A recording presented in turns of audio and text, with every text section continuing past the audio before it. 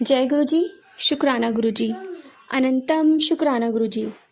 संगत जी, आज मैंने एक आंटी का सत्संग सुना और उन्होंने अपने सत्संग में बताया कि वो ना बहुत बीमार रहती थी और उनको पथरी थी, थायराइड था, शुगर था, बीपी की प्रॉब्लम थी, बहुत सारी बीमारियां थी उन्हें।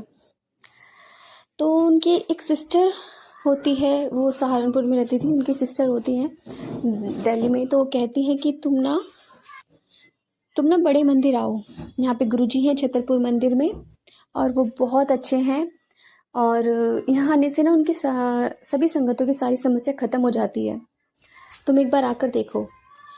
तो फिर वो वहाँ जाती हैं बड़े मंदिर। फिर वो जब बड़े मंदिर जाती हैं तो वहाँ जाके उन्हें चाय प्रसाद मिलता है, लंगर प्रसाद खाती हैं और उसके बाद वो आ जाती हैं। बट उनकी ना गुरु महाराज जी से के साथ जर्नी स्टार्ट हो जाती है। फिर कहते हैं कि गुरु महाराज जी कुछ टाइम के लिए अपनी संगतों को ब्रेक भी देते हैं। तो गुरु महाराज जी ने अपनी उन संगत को ब्रेक दिया और कम से कम 2-3 साल तक वो गुरु महाराज जी से दूर रही, क्योंकि गुरु महाराज जी ने उन्हें काफ़ी टाइम के लिए ब्रेक दे दिया था। क्योंकि गुरु महाराज जी हमेशा अपनी संगत का परीक्षा लेते हैं और उस परीक्षा में वो पास भी खुद ही कराते हैं। जय गुरु जी। संगत जी, उस टाइम पे उन आंटी की बहुत ज़्यादा तबीयत ख़राब हो जाती है और वो हॉस्पिटल में एडमिट होती हैं। और जब वो वहाँ पर एडमिट होती हैं तो उनको ना पथरी का ऑपरेशन बोला जाता है और उनको एक और प्रॉब्लम थी। हाँ, उनके हार्ट में प्रॉब्लम हो गई थी, जिसका उनका हार्ट का ऑपरेशन बोलते हैं डॉक्टर। और उसके बाद उनका पथरी का ऑपरेशन भी होना होता है।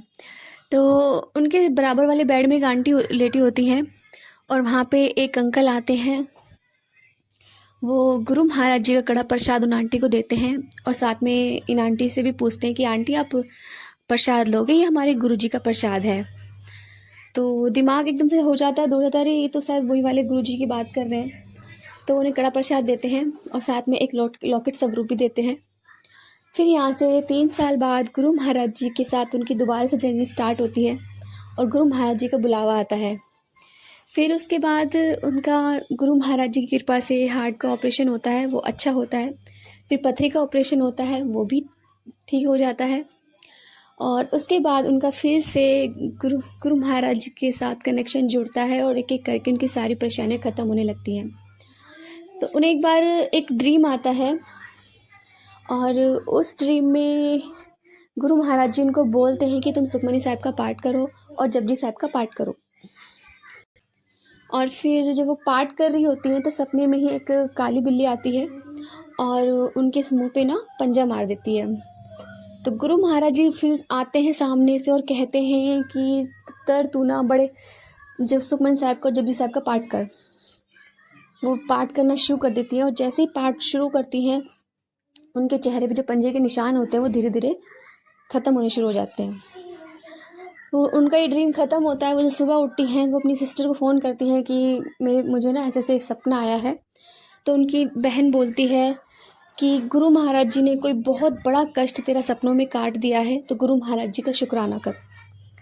तो वो गुरु महाराज जी का शुक्राना करने के लिए मंदिर जाती हैं और गुरु महाराज जी का शुक्राना करती हैं। उसके बाद वो बताती हैं कि उनकी जो फिजिकल कंडीशन थी, जो बीमारियों से ग्रस्त थी, गुरु महाराज जी ने एक एक करके उनको ब्लेस की, उनको हेल्थ ब्लेस करी। गुरु महाराज जी ने उन्हें एकदम से ठीक कर दिया।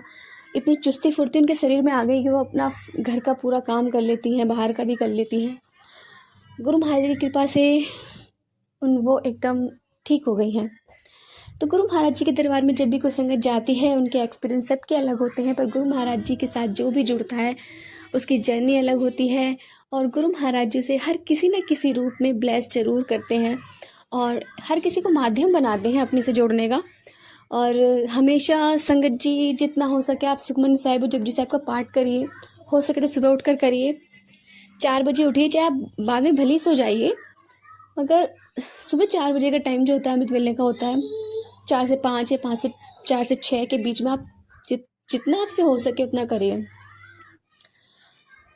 क्योंकि वो एक टाइम पीरियड एक ऐसा होता है कि इसमें सब शांत वातावरण होता है, गुरु द टाइम होता है, भगवान द टाइम होता है, भगवान से कनेक्शन बनाने का टाइम होता है। संगत जी, मैं खुद भी बोल रही हूँ, बट कभी कभी ऐसा होता है मैं पूरे दिन नहीं बैठ पाती गुरुजी के सामने, नहीं बैठ पाती। और कभी बैठती हूँ तो फिर एकदम से मन में भाव आता है, डांट वाला भाव, जैसे लगता है डांट पड़ रही है गुरुजी से, और मेरे से हो नहीं पाता है। पर गुरुजी हमेशा कहते हैं कि बैठा कर, 5 मिनट भी आप गुरुजी को दो, मगर दो, क्योंकि उस 5 मिनट में जो भी, अगर 1 सेकंड के लिए भी कनेक्शन बनता है ना गुरुजी से, तो उस कनेक्शन में भी ना आपका कल्याण हो जाना है। तो जय गुरुजी, शुक्राना गुरुजी, अनंतम अनंतम शुक्राना गुरुजी। संगत जी, यदि आपको सत्संग अच्छा लगा तो प्लीज़ हमारे चैनल को लाइक कीजिए, सब्सक्राइब कीजिए, बेल आइकन को प्रेस कर दीजिए, ताकि नए सत्संग की जानकारी आपको जल्द से जल्द मिल सके। संगत जी, यदि आप भी अपना सत्संग शेयर करना चाहते हैं तो आप हमें हमारे व्हाट्सएप नंबर पर लिख कर भेज सकते हैं, रिकॉर्ड कर भेज सकते हैं। आपके सत्संग भी और संगतों के साथ शेयर किए जाएंगे। जय गुरु जी, शुक्राना गुरु जी।